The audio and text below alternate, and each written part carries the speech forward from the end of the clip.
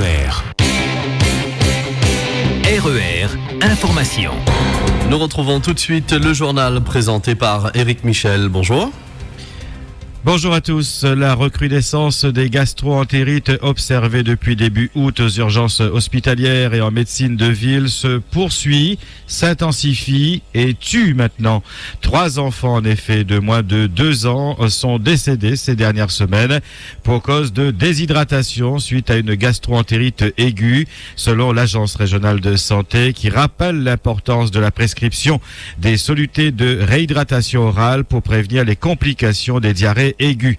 Une première mesure d'hygiène pour limiter la transmission des virus, se laver fréquemment les mains. RER. Fin du blocage au port à l'issue d'une réunion de plus de 7 heures entre la direction de la SAMR et les syndicats. Les dockers ont obtenu une augmentation brute de leur salaire de 2,35% avec effet rétroactif au 1er janvier. La grève commençait il y a 10 jours et donc terminée. Le travail reprend ce matin.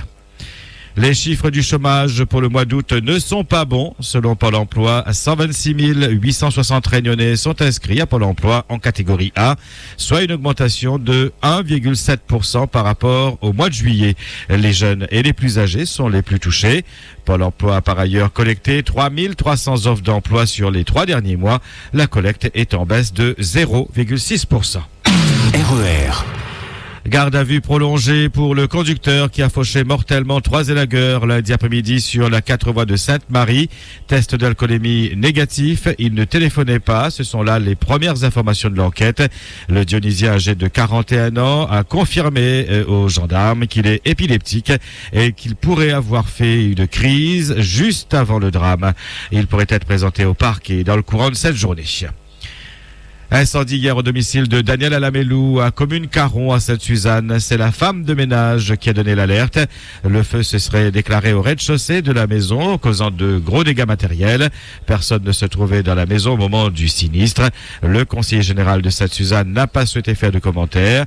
Une enquête est en cours, plainte a été portée. La piste criminelle serait privilégiée et déjà un homme a été placé en garde à vue dès hier. Suicide hier à Saint-Denis. Une femme d'une 50aine d'années s'est jetée du 4e étage de son immeuble à 2 canons. Malgré les soins prodigués par les secours, la désespérée est décédée.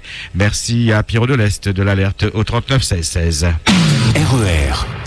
L'ancien trésorier de la mosquée de Saint-Pierre a été condamné hier à 2 ans de prison avec sursis.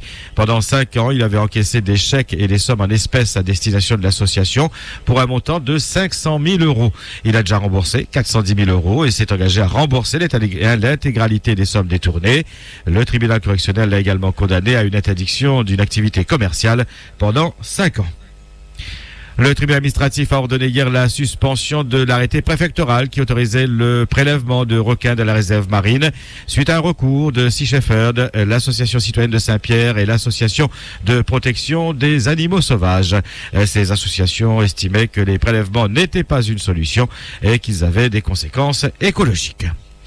Dans l'affaire opposant les frères Indiana à Thierry Robert, la cour d'appel a relaxé hier le député-maire de Saint-Leu. Il était accusé d'injure publique à l'encontre des plaignants lors d'un meeting public en janvier 2011. Il les avait traités, je cite, des plus grands truands de la ville. Fin de citation. Les frères Indiana ont décidé de ne pas faire appel. RER.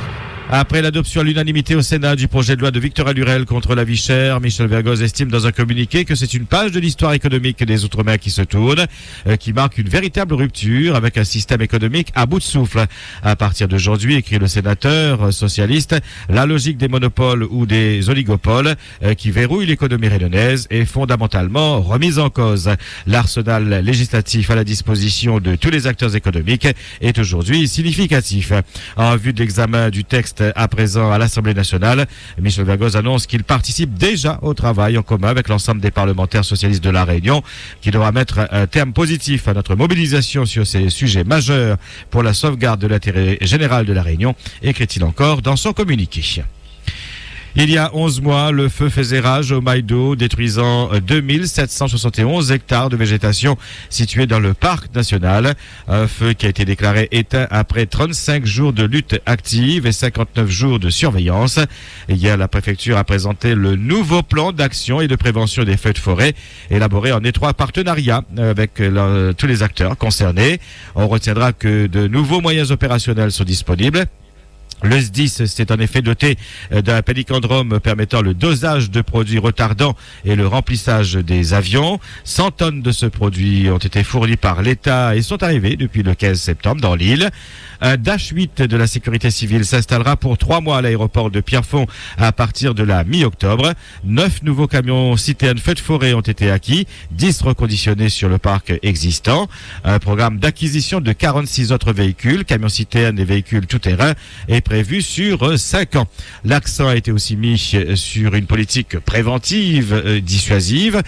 80 agents du SDIS, 20 éco-gardes du parc national et jusqu'à 300 ouvriers de l'ONF sont mobilisés pendant 3 mois, du 15 septembre au 15 décembre. Ils auront à charge de surveiller et de donner l'alerte à la moindre petite fumée. La base de tout ce système repose sur une analyse journalière des risques établie par Météo France, l'ONF et la DAF.